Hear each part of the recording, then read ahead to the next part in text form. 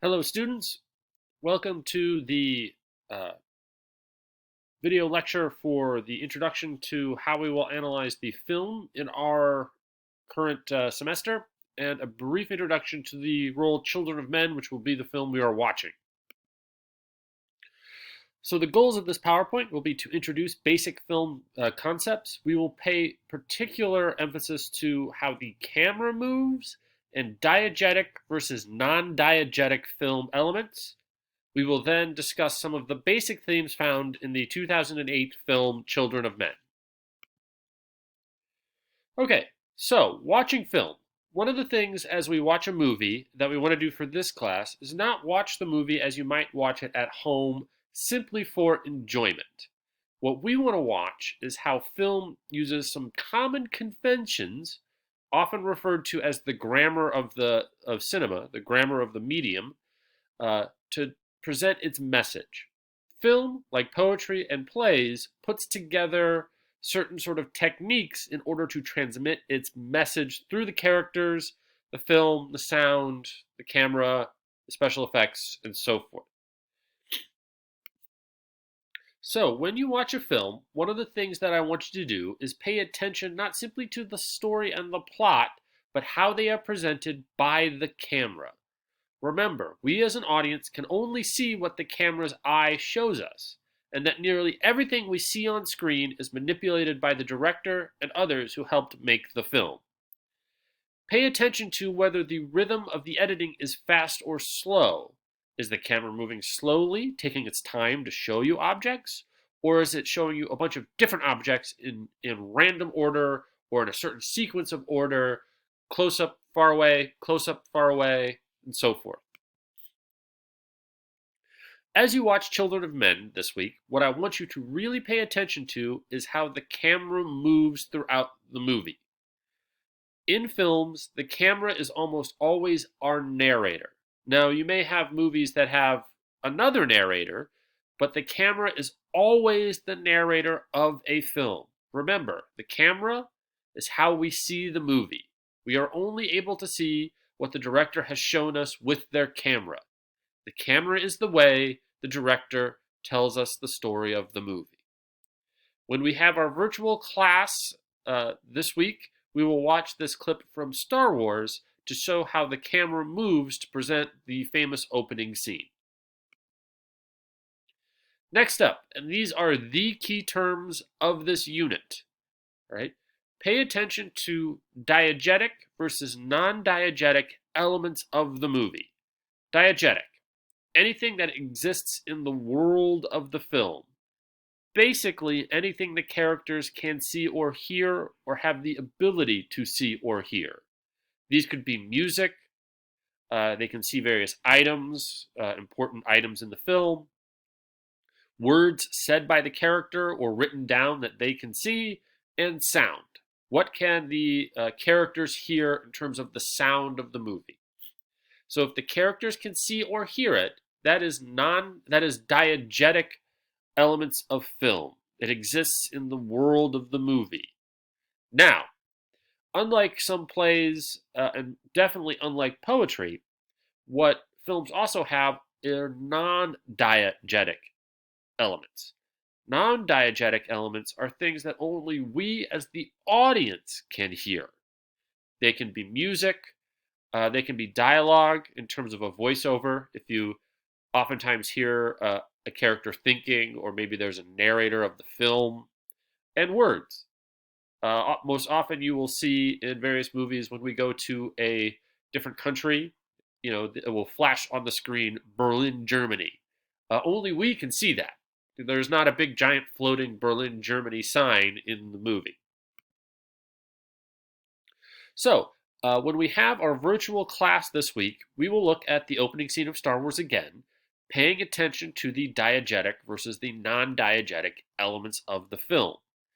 So we will discuss this PowerPoint slide during our virtual class. Please make sure you're able to come and visit us. During that, it's nice to make sure that everyone's there, and that will also be the place for me to answer any of your questions. Okay, so to review, the two things to look for in a film are one, camera movement. The camera is our narrator. We only see what it shows us. Watch for how the camera moves away from the characters to present us objects in the world that the director wants us to pay attention to. This happens in Children of Men quite a lot. The camera will move and present to us something in the world as the character goes off and does their business. Pay attention in the film when this happens. 2. Pay attention for diegetic and non-diegetic elements. Watch for how elements like music and images to figure out if only the audience can hear it, or can both the audience and the character hear the sound, images, sound effects, words, dialogue, and so forth. So those are the two big things to look for as you watch the film Children of Men.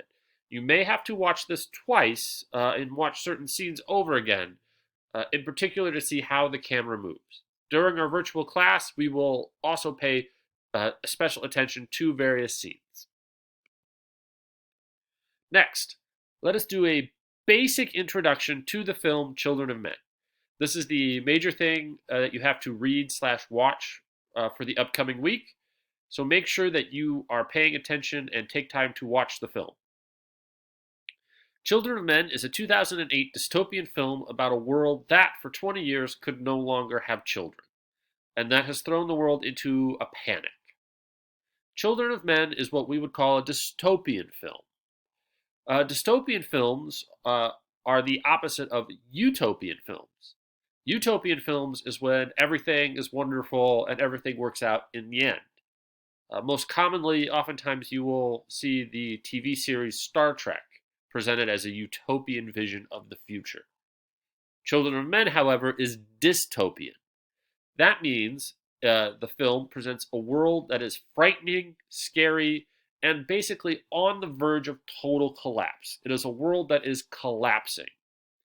Everything that can go wrong in terms of politics, culture, and the environment has gone wrong. It's basically a world where you wouldn't want to live. So let's look at some key characters and figures for Children of Men. The director is Alfonso Cuarón. He is pictured in the upper right hand.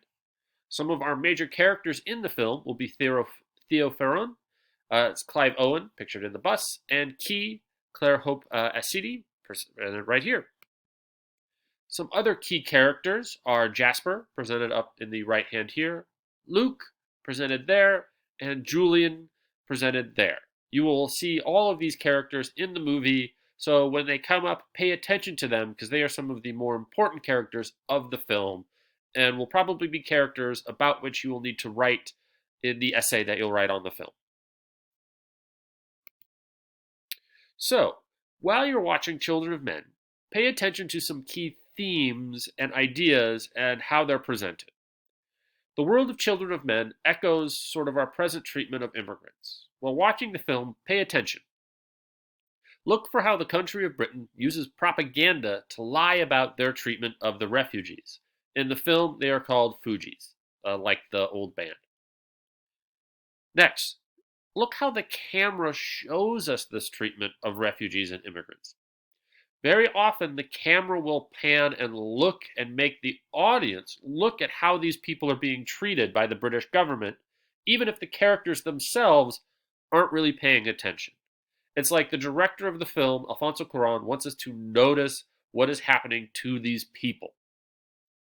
Finally, look how the immigrants are treated by the government, especially when the film starts to reach its third act in the area called Bexhill. So when it gets to Bexhill, pay attention to how the immigrants are treated there by the government. Next, look for the power of hope in the film. Although this film is dystopian, Cuarón himself has been very coy about whether or not the film is devoid of hope or not. We will discuss this as further on in the week. Theo's journey in the film, one could see, maybe, presents a move from cynicism to hope. So, while watching the film, look for moments when you think that the director and the story might be presenting a more hopeful version of what will happen to this alternative future. So, for instance, pay attention to how people talk about the Human Project.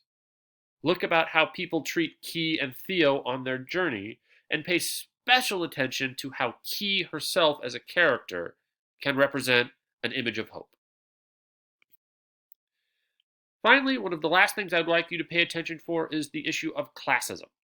So, classism is essentially the issue of sort of what you could say would be discrimination and a treatment of society that favors certain classes over another, to put it broadly.